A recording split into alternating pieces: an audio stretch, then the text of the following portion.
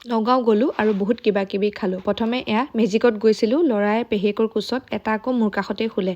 ইমান যে থেপাথেপিকৈ মানুহবিলাকক বহাই নহয়, কি যে ক'ব। তাৰ পাছতে ইমান ধুনীয়া ছানছেট দেখি আকৌ মনটো ভাল লাগিলে, মানে বাইপাছ আহি পালোঁহি। তাৰপাছত বোলো মিঠাই কেইটামান কিনি লওঁ বুলি গৈ পালোঁ পানীগাঁও।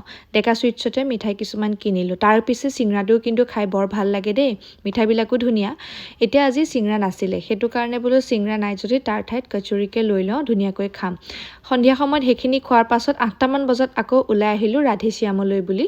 তাতে বোলো চাহ একাপ খাওঁ, ধুনীয়াকৈ চাহ খালোঁ। আৰু আজি হৈছে নেক্সট ডে মৰ্ণিং পূজা আৰু মই দুইজনী ওলাই গ'লোঁ বজাৰ কৰিবলৈ। চিকেন ল'লোঁ, লগতে আকৌ চব্জিৰ দা দম কৰি আছোঁ, কিমান কমাব পাৰি। কমত নিলে 10 টকাই হওক বা 5 টকাই হওক, বৰ কিন্তু ভাল লাগে নহয়নে। আকৌ পূজাক বোলো মেহেন্দি লগাওঁ, বহুত দিন মেহেন্দি পিছে হাতেদি লগোৱাই নাই, মানে বহুত বছৰে হৈ গ'ল। আকৌ ষ্টাৰ্ট কৰিছোঁ, ভাল লাগিলে কমেণ্টত জনাব দেই।